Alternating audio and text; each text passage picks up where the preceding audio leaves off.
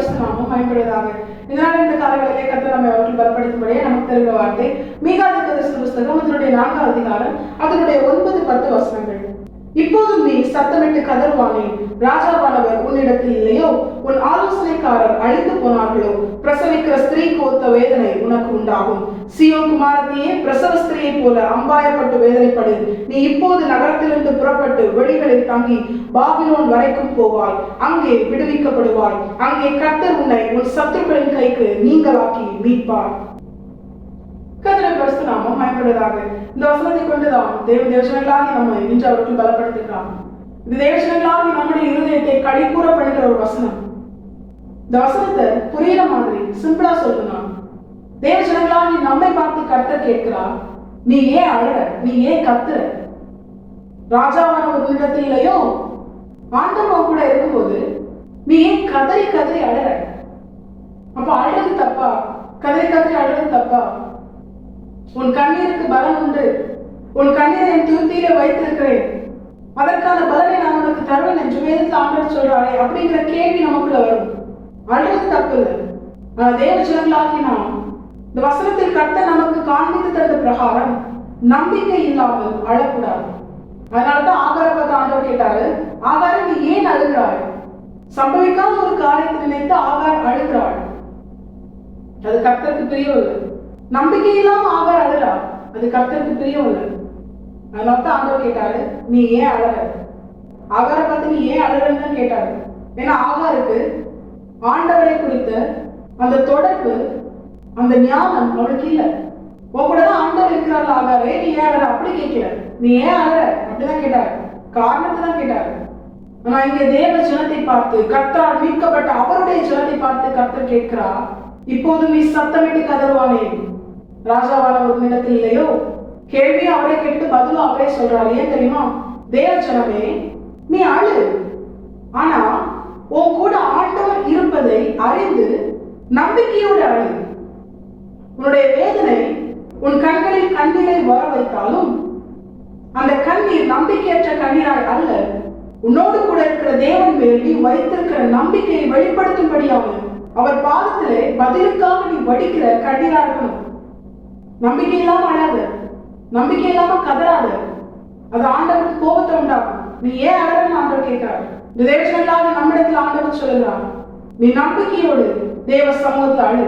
உன் கூட உன்னுடைய ராஜாவாகிய சர்வ வல்லமையுள்ள தேவன் இருக்கிறதை விசுவாசித்து அவர் பாதத்துல உன்னுடைய இருதயத்தில் உள்ள வேதனையை அன்னாளை போல உன் மன கிளேசத்தை நீ ஊற்றிவிடு.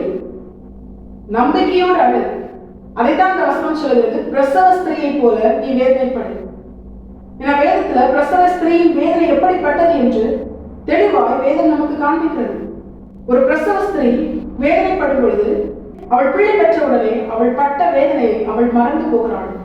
அது மாத்திரமல்ல, அவள் நம்பிக்கை இல்லாம வேதனைப்படல, அழல. ஒரு பிள்ளை பெரும்படியாக, ஒரு நன்மை உண்டாகும்படியாகத்தான் அவள் அழுகிறாள், அவள் வேதனைப்படுகிறாள். இதைத்தான் ஒரு தெய்வ பிள்ளைகளிடத்தில் கர்த்தர் எதிர்பார்க்கிறார். கர்த்தர் நன்மை செய்வார், கர்த்தர் இதை நன்மைக்காக அனுமதித்தார் என்கிற விசுவாசத்தோடு ராஜாவாகிய தேவனோடு கூட இருக்கிறார் என்பதை விசுவாசித்து நீ தேவ சமூகத்துல நம்பிக்கையோடு அழு. நன்மை வெளிப்படும்படியாய் அழு. கர்த்தர் உனக்கு தந்த வாக்குத்தத்தம் நிறைவேற நீ அழு.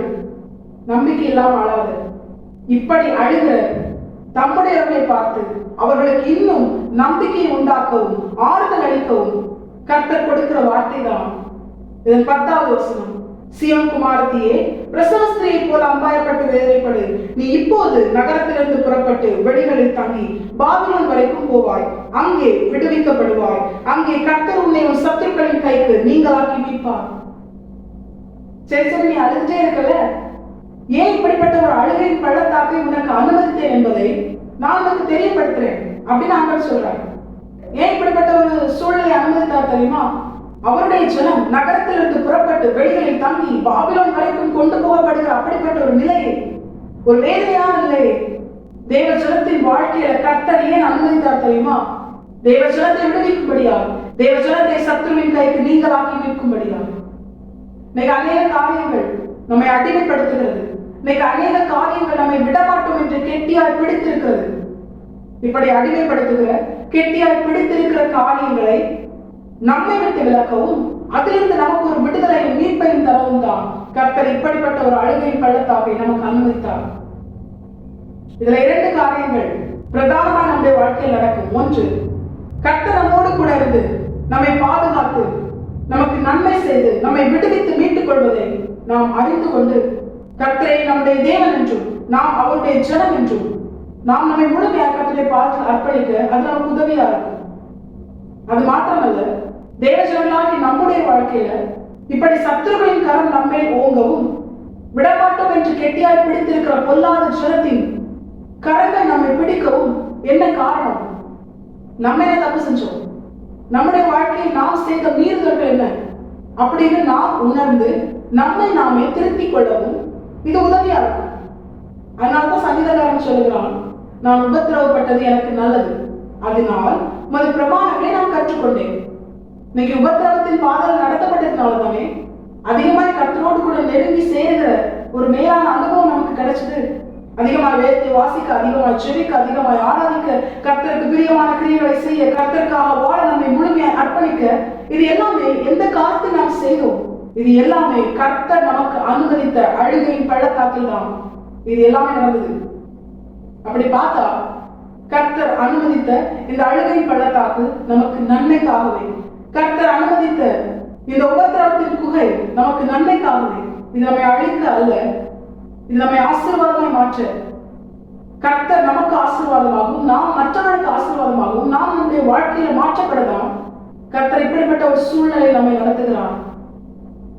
இப்பொழுது நீ நகரத்திலிருந்து புறப்பட்டு வெளிகளில் தங்கி பாபிலோன் வரைக்கும் கொண்டு போகப்படுவார். பாபிலோனுக்குள்ளெல்லாம் ஆண்டவர் விட மாட்டார். அது வரைக்கும் நீ கொண்டு போகப்படுவார். எதற்காக தெரியுமா?